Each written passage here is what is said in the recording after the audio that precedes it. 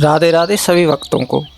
भक्तों, जब आपके नंगे पैर गिरिराज जी की पावन रज मिट्टी पर पड़ते हैं तो शरीर के सारे कष्ट दूर हो जाते हैं।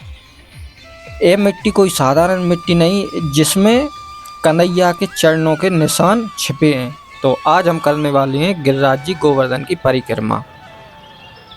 तो दोस्तों, हम आ चुके हैं दान घाटी मंदिर।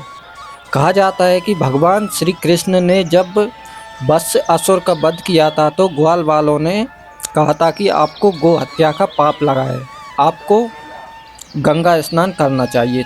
तब कन्हैया ने अपनी बांसुरी से ज़मीन खोदकर अपने मन से गंगा जी को प्रकट किया था। तो मानसी गंगा इसी मंदिर के पीछे है। तो आप अभी हम चलेंगे थोड़ा सा आगे चल के, तो आपको मानसी गंगा का गेट दिखाएंगे। वहाँ से मानसी गंगा थोड़ी सी दूरी पर है। ये देख सकते हैं आप, जो मानसी गंगा का गेट है, इसके आप जैसे ही पार अंदर जाओगे तो मानसी गंगा आपको देखने को मिल जाएगी, उसमें दर्शन करने को मिल जाएंगे। मानसी गंगा को श्री कृष्ण ने अपने मन से प्रकट किया था, इसलिए इसका नाम मानसी गंगा पड़ा है। अब चलते हैं हम परिक्रमा की शुरुआत करने दान घाटी मंदिर के पास। और हम पहुंच चुके हैं अब दान घाटी मंदिर के पास। और ये दान घाटी मंदिर से जो परिक्रमा स्टार्ट करते हैं वो वाला रास्ता आप देख सकते हैं। जैसे जो भक्त आप जो दंडवती परिक्रमा करके अपनी यात्रा आरंभ कर रहे हैं, जैसे 1 2 5 दंडवती परिक्रमा करते हैं, उसके बाद पैदल चलना शुरू कर देते हैं। दान घाटी मंदिर ये वही जगह है जहाँ भगवान श्री कृष्ण गोपियों से दही और माखन का दान लिया करते थे। दान घाटी से गिरिराज जी का साक्षात मुखारविंद है। यहाँ भक्त बड़े ही चाव से ठाकुर जी को दूध और भोग का अर्पण करते हैं। यहाँ पैर रखते ही आपकी आत्मा पूरी तरह श्री कृष्ण में हो जाएगी। चारों तरफ एक ही नाम सुनाई देगा आपको, राधे राधे जपो चले आएंगे बिहारी। यहाँ से अपने भक्त नंगे पैरों में एक अदम्य ऊर्जा महसूस करते हैं और परिक्रमा का असली संकल्प यहाँ से शुरू कर देते हैं। तो भक्तों, हमारी यात्रा अब स्टार्ट हो चुकी है 21 किलोमीटर की पैदल परिक्रमा। तो भक्तों, कलयुग में भगवान का वो कौन सा रूप है जो हर रोज तिल तिल घटते जा रहा है? ऐसा एक पर्वत जिसके बारे में शास्त्रों में लिखा है, जो इंसान सावन के महीने में इसके चक्कर नंगे पैर काट लेता है, उसके 7 जन्मों के पितर सीधे बैकुंठ धाम चले जाते हैं। नमस्कार दोस्तों, आज आप सिर्फ एक वीडियो नहीं देख रहे हैं, बल्कि आज आप 30 मिनट के वीडियो में साक्षात 21 किलोमीटर गोवर्धन की परिक्रमा घर बैठे नंगे पैर करने जा रहे हैं। आज की इस वीडियो में हम ब्रज के उस सबसे बड़े रहस्य को खोलेंगे जिसे विज्ञान भी हैरान है। आज जानेंगे हम सावन के महीने में इस परिक्रमा का महत्व इतना चमत्कारी क्यों हो जाता है।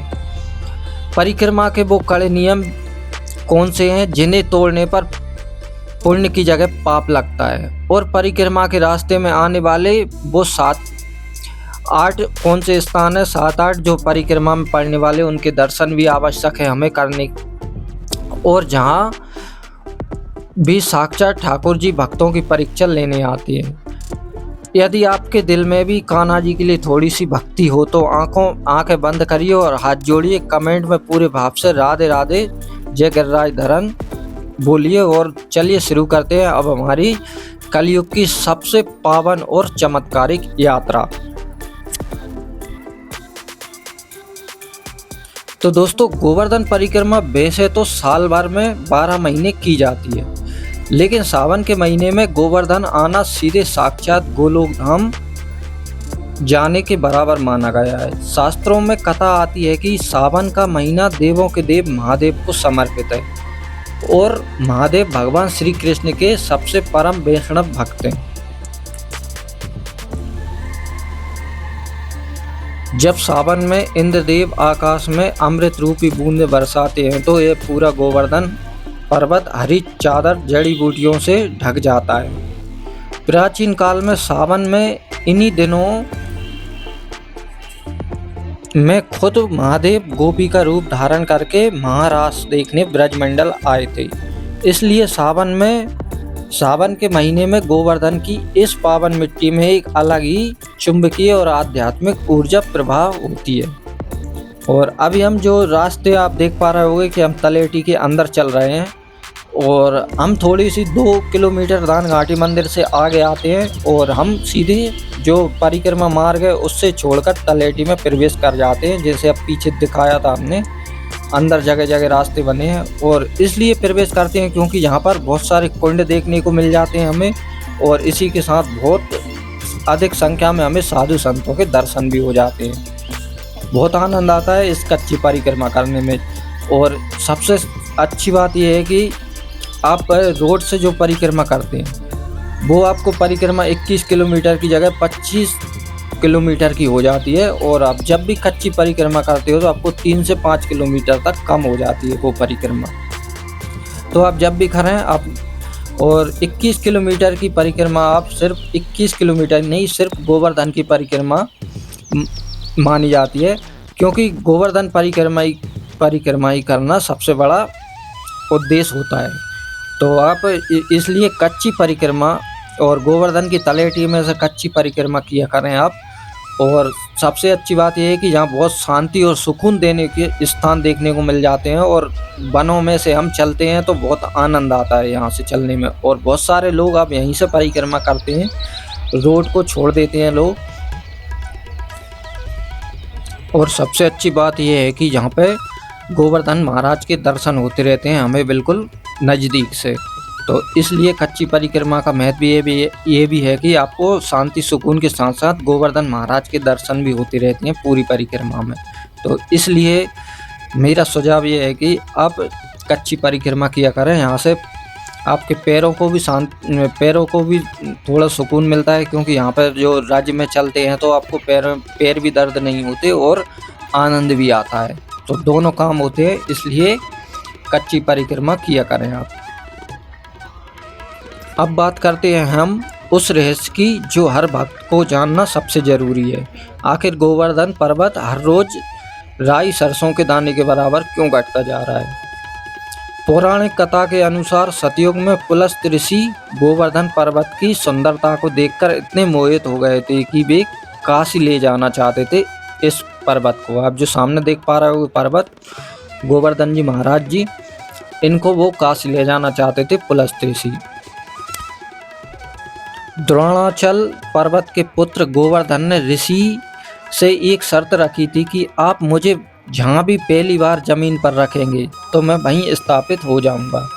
जब ऋषि ब्रजमंडल से गुजर रहे थे तो गोवर्धन जी को याद आया कि भगवान श्री कृष्ण यहाँ बाल लीलाएं करने वाले हैं।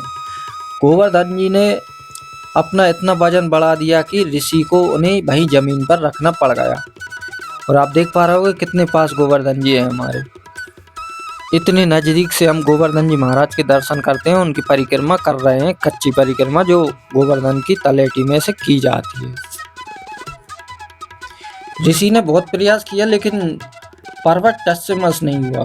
क्रोध में आकर पुलस्त ऋषि ने श्राप दे दिया, कलयुग में तू हर रोज एक राई के दाने के बराबर घटता चला जाएगा। दोस्तों, आज हम जो पर्वत देख रहे हैं वो मूल पर्वत का छोटा हिस्सा है, इसलिए इस घटते हुए देवता के दर्शन और परिक्रमा का महत्व सावन में और भी बढ़ जाता है। और दोस्तों, अब हम पहुंच जाते हैं अन्योर गांव। इस गांव का नाम अन्योर इसलिए पड़ा क्योंकि इसके पीछे एक बहुत ही सुंदर सा भावुक कथा है। चलिए अब हम इस कथा के बारे में जानते हैं। जब भगवान श्री कृष्ण ने इंद्र का अहंकार तोड़ने के लिए 7 दिन और 7 रात तक गोवर्धन पर्वत को अपनी कनिष्ठ उंगली पर, छोटी उंगली पर उठाए रखा था, तब इंद्रदेव का घमंड चूर चूर हो गया था। उसके बाद ब्रजवासियों ने गोवर्धन जी को 56 भोग लगाया। गोवर्धन जी साक्षात प्रकट हुए और उन्होंने सारा भोजन खा लिया। ब्रजवासी हैरान होकर बोले, अरे ठाकुर जी ने तो सब खा लिया, और लाओ। ब्रज भाषा में और लाओ को आन और कहा जाता है। इसी से इस जगह का नाम आन्योर पड़ा। आन्योर से थोड़ा आगे बढ़ने के बाद जतिपुरा है। भक्तों, जतिपुरा वो पवित्र स्थान है जहाँ भगवान गिरिराज जी का मुख्य रूप माना जाता है। यहाँ पर जो परिक्रमा करने वाले भक्त हैं वो साक्षात मुख्य दर्शन करते हैं। और अन्य और गांव से हम निकलने के बाद अब जतीपुरा पहुंचेंगे। और अभी आप देख पा रहे होंगे कि जहां पर जो भक्त चल रहे हैं और बिल्कुल बाजू में जो दाहिने हाथ पर हैं वो गोवर्धन जी महाराज हैं। और यहाँ पर इतना आनंद आ रहा है कि आप देख पा रहे होंगे कि भक्त यहाँ पर चल रहे हैं और कितनी आनंद और भक्ति में परिक्रमा कर रहे हैं। चारों तरफ पेड़ पौधे और हरियाली हरियाली दिखाई दे रही है और गोवर्धन जी महाराज के दर्शन हमें दिखाई दे रहे हैं। और इसी के साथ हम पहुंच जाते हैं थोड़ा सा आगे और वहां पर हम देखेंगे कि बलराम दाऊ जी का मंदिर भी है। और उसी के पास आप देख पाओगे कि सामने हमें देखने को मिल जाते हैं श्री गिरिराज जी महाराज धरण। यहाँ पर एक इनकी मूर्ति है तो उनके दर्शन हमें यहाँ से हो जाते हैं। और इसी के बाजू में आप देख पाओगे कि भगवान श्री कृष्ण और बाकी देवी देवताओं की मूर्तियाँ हमें देखने को मिल जाती हैं, उनके दर्शन करने को मिल जाती हैं। जैसे हम देख पा रहे होंगे सामने बहुत सारे देवी देवता और श्री कृष्ण भगवान भी यहाँ पर आप देख पाओगे सामने। और इसी के पीछे बलराम दाऊ जी का मंदिर है। तो थोड़े से आप गोवर्धन पर्वत पे जैसे आप देख पाओगे वो पीछे आपको दिख रहा है वो बलराम दाऊ जी का मंदिर है। तो उसके दर्शन भी लोग भक्त करने जाते हैं। और यहाँ पर आके हम थोड़ा सा विश्राम करने के लिए रुक गए हैं और बहुत सारे भक्त यहाँ पर बैठे हुए हैं विश्राम करने के लिए। आप देख सकते हैं बहुत व्यवस्था की मतलब जगह बैठने के लिए है। तो यहाँ पर छाया है और क्या है कि गर्मी भी बहुत ज़्यादा लगती है पैदल चलने में, इसलिए थोड़ा विश्राम करने के लिए रुक गए हैं। और यहाँ से अब हम आगे पहुँचेंगे तो जतीपुरा पहुँच जाएंगे। तो वहाँ से हम मुखारबिंद के दर्शन करेंगे। मुखारबिंद वो स्थान है जहाँ पर भगवान श्री कृष्ण ने अपनी छोटी उंगली लगाकर इस पर्वत को धारण किया था। वो स्थान वहाँ पर आपको देखने को मिलेगा और दर्शन करने को मिलेंगे। तो चलिए चलते हैं आगे और पहले इस जगह का आनंद लेंगे हम, क्योंकि इस जगह में इतनी ऊर्जा है कि आपको मन आपको बिल्कुल हल्का हो जाएगा और आपको श्री कृष्ण की भक्ति यहाँ से प्राप्त हो जाती है, क्योंकि चारों तरफ सिर्फ शांति है और राधा कृष्ण की नाम का जाप यहाँ पर भक्त करते हैं। तो बहुत आनंद आता है इस जगह पर चलने पर। आप देख पाओगे कितने भक्त यहाँ पर चल रहे हैं, पीछे भी और आगे भी। दोस्तों हमारी 21 किलोमीटर की यात्रा मुख्य रूप से दो भागों में बटी होती है। पहली 12 किलोमीटर की और दूसरी 9 किलोमीटर की। यात्रा की शुरुआत मानसी गंगा की पावन स्थान से होती है जो दान घाटी मंदिर से हमने की थी। तो दोस्तों हमें पैदल परिक्रमा गोवर्धन जी की क्यों करनी चाहिए, क्योंकि बहुत से लोग आज गाड़ियों और ई रिक्शों से परिक्रमा कर लेते हैं, लेकिन असली आनंद और पैदल चलने में वो क्यों है, चलिए हम जानते हैं। चरण धूलि का स्पर्श। जब आप नंगे पैर गिरिराज जी की पावन रज की मिट्टी में पड़ते हैं तो शरीर के सारे कष्ट दूर हो जाते हैं। कोई साधारण मिट्टी नहीं है, इसमें कन्हैया के चरणों के निशान छिपे हैं और अहंकार का नाश हो जाता है। जब आप 21 किलोमीटर पैदल चलते हैं तो थकते हैं, लेकिन फिर भी राधे राधे गाते हुए आगे बढ़ते हैं तो आपके अंदर का मैं अहंकार खत्म हो जाता है। और आप देख पाओगे कि अब हम पहुंचने वाले हैं जतीपुरा। तो चलिए चलते हैं। और ये जतीपुरा अब ये वही स्थान है जैसे हमने अभी बताया था कि यहाँ से भगवान श्री कृष्ण ने अपनी छोटी उंगली पर गोवर्धन पर्वत को धारण किया था। ये वह स्थान है तो जहाँ से उठाया था भगवान श्री कृष्ण ने। तो अब चलिए देखते हैं और उनके दर्शन करते हैं। दर्शन करने के बाद फिर आगे हम यहाँ पर पढ़ने वाले कुछ वन हैं जो 20 से 22 वन है, तो उनके दर्शन भी करेंगे। पहले हम जो गिरिराज जी धरण है उनके दर्शन कर लेते हैं, जहाँ से भगवान ये स्थान है वो जहाँ से भगवान ने इस पर्वत को अपनी उंगली पर उठाया था यहाँ खड़े होकर। और ये वो पवित्र स्थान है जहाँ गिरिराज जी का मुख माना जाता है। यहाँ पर जो परिक्रमा करने वाले भक्त हैं वो साक्षात मुख के दर्शन करते हैं। यहाँ पर लगातार 24 घंटे दूध की धारा चढ़ाई जाती है। सावन के महीने में यहाँ का नज़ारा देखने लायक होता है। आप देख सकते हैं कितनी भीड़ है। हजारों लीटर दूध ठाकुर जी का अभिषेक, हजारों लीटर दूध से ठाकुर जी का अभिषेक होता है। यहाँ पर 24 घंटे यहाँ पर दूध चढ़ाया जाता है, क्योंकि भक्त 24 घंटे परिक्रमा करती है तो यहाँ पर 24 घंटा ही आपको दूध चढ़ाया जाता है गिरिराज जी महाराज को। और मान्यता है कि यहाँ बैठकर जो भी मन्नत मांगी जाए, गिरिराज जी महाराज उसे कभी खाली नहीं जाने देते। तो चलिए हम चलते हैं, और अब आपको सबसे महत्वपूर्ण स्थान आपको देखने को मिलेंगे, क्योंकि अब हम करने जा रहे हैं आगे जो 17 से 18 वन हैं उनके दर्शन। इस परिक्रमा में पड़ने वाले सबसे अच्छे स्थान और वनों के दर्शन हम करने वाले हैं। और आप देख पाओगे कैसे भगवान जी को यहाँ पर गिरिराज जी महाराज को दूध चढ़ाया जाता है, आप देख पाओगे सामने। और इसी के पास में हमें देखने को मिल जाते हैं श्रीनाथ जी मंदिर, जो गोवर्धन पर्वत के ऊपर बनाया गया है श्रीनाथ मंदिर। तो उनके दर्शन आपको देखने को अब अपन देखेंगे। आप देख पाओगे कि यहाँ पर जो गिरिराज जी महाराज हैं, इन्हीं के पास में से थोड़े से आगे आके आपको ये ऊपर जाने का रास्ता दिखाई देता है। यहाँ पर जो शिलाओं पर नंगे पैर जाया जाता है ऊपर। जरा ध्यान से सुनिए, क्योंकि आप चप्पल पैर के गिरिराज जी महाराज के ऊपर नहीं जा सकते, इसलिए आप नंगे पैर जाएं। और श्रीनाथ भगवान के दर्शन करने के लिए आप जब भी जाएं तो नंगे पैर चप्पल नीचे उतार के आप ऊपर जाएं और श्रीनाथ भगवान के दर्शन अवश्य करें परिक्रमा में, क्योंकि माना जाता है कि इनके दर्शन करना बेहद ज़रूरी है, बहुत आवश्यक है। तो इनके दर्शन अवश्य करें। और ये वो रास्ता है जहाँ पर भक्त जाते हुए भी आपको दिखाई दे जाएंगे। और लगभग हर भक्त यहाँ पर जो चढ़ सकता है ऊपर, वो अवश्य दर्शन करे गिरिराज जी महाराज के। और यहाँ से आपको पूरे गिरिराज जी के दर्शन, आपको ऊपर जाकर पूरे गिरिराज जी पर्वत के दर्शन हो जाते हैं। और गिरिराज जी महाराज के जो आसपास बसे गांवों के दर्शन भी आपको यहाँ से हो जाते हैं इस मंदिर के ऊपर जाने के बाद। और अब चलिए हम करते हैं वनों के दर्शन। तो आप इन वनों के नाम आप थोड़े से वीडियो को रोक कर आप पढ़ सकते हैं। पूरे जो वनों के नाम है यहाँ पर आपको देखने को मिल जाएंगे। आप देख पाओगे कि हर पेड़ पर जो अलग अलग वनों के नाम लिखे हैं, तो कहीं बिरस भानु वन, कहीं ललिता वन आपको। और यहाँ पर जो क्या है कि जो वनों के नाम है वो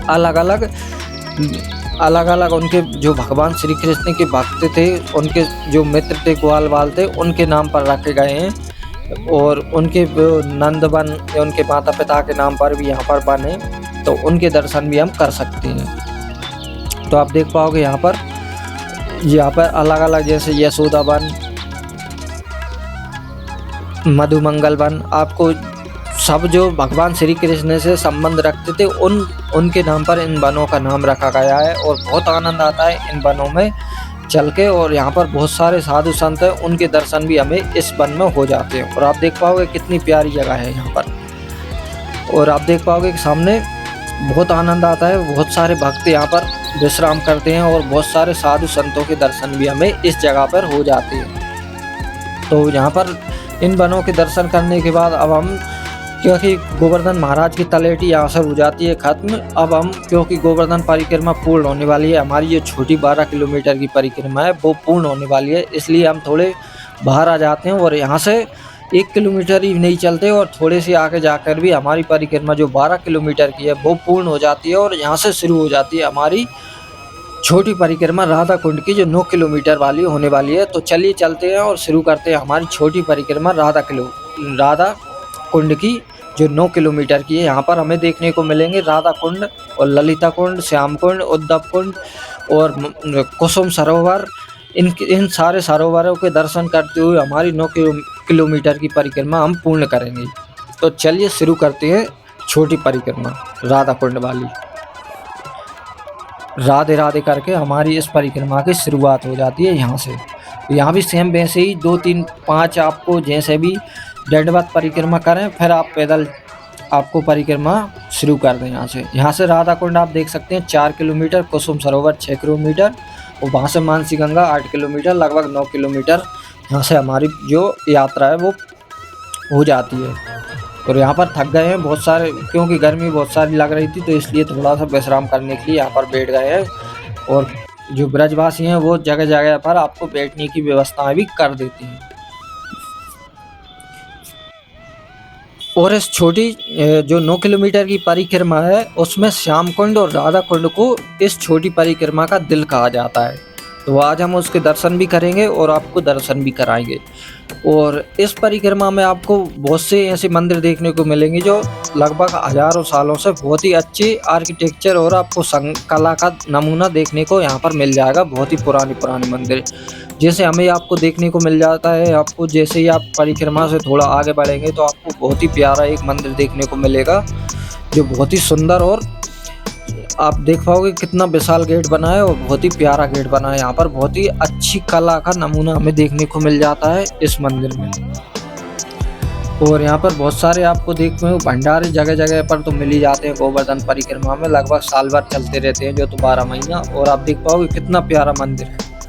इसके अंदर जाके भी हम देख सकते हैं, लेकिन अभी हम आगे चल रहे हैं थोड़ा सा और अभी हम राधा कुंड के दर्शन करेंगे। राधा कुंड के बाद श्याम कुंड, ललिता कुंड, और आगे चलते हुए हम दर्शन करते हुए परिक्रमा पूर्ण करेंगे। कहता है कि जब भगवान श्री कृष्ण ने अरिष्टासुर जो बैल के रूप में आया था उसका वध किया था, तो राधा रानी ने कहा था कि आपने बैल को मारा है, इसलिए आपको पूरे ब्रह्मांड के तीर्थों में स्नान करना होगा।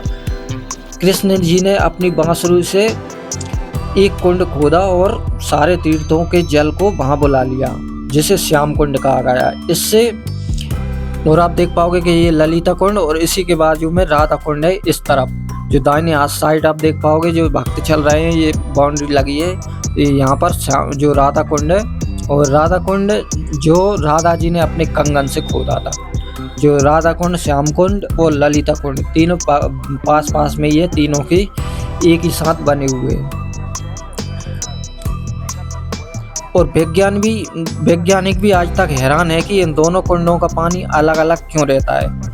इसका स्रोत कहाँ से है। और सावन के महीने में विशेषकर अहोई अष्टमी के दिन राधा रानी ने जो कुंड खोदा था, राधा कुंड कहा जाता है, यहाँ आधी रात को स्नान करने का एक बहुत ही बड़ा नियम है। ऐसा माना जाता है कि जिन दंपतियों को संतान सुख नहीं मिल रहा है, वे अगर सावन या कार्तिक मास में यहाँ आकर सच्चे मन से अहोई अष्टमी के दिन या आप स्नान करें तो राधा रानी की कृपा से आपके घर के कार्य जरूर गूंज उठेंगे। तो चलिए हम चलते हैं और पहुंच गए हैं अब कुसुम सरोवर। आप देख पाओगे कुसुम सरोवर की भव्यता आप देख पा रहे होगे, जहाँ से सुंदरता कितनी प्यारी और मन को मोह लेने वाली सुंदरता आपको देखने को मिल जाती है। आप देख पा रहे हो कितना प्यारा बना है।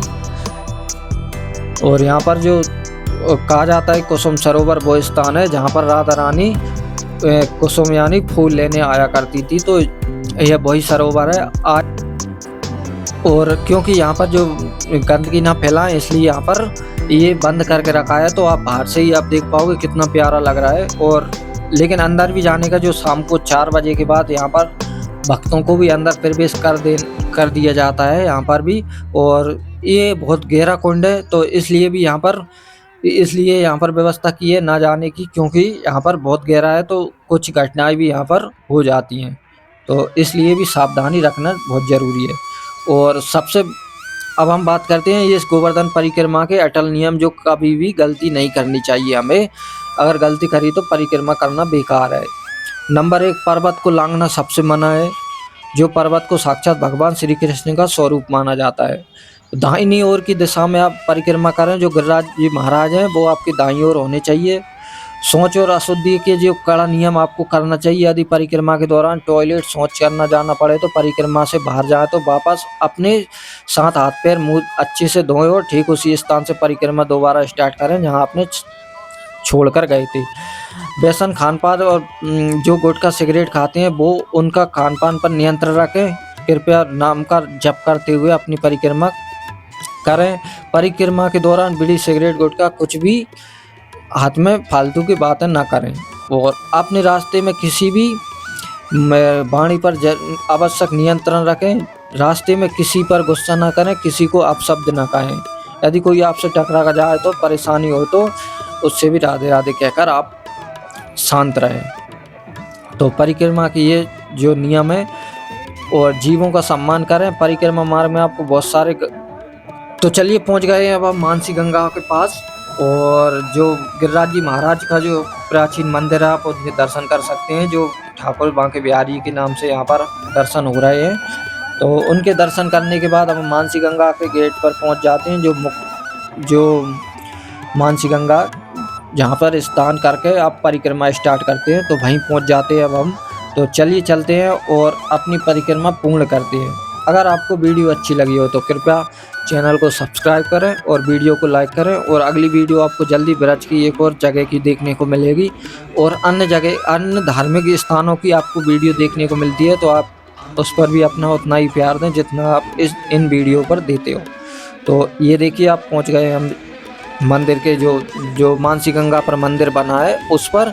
यहाँ से परिक्रमा कर यहाँ से स्नान करके परिक्रमा स्टार्ट करते हैं बहुत सारे भक्त। तो ये वही स्थान है।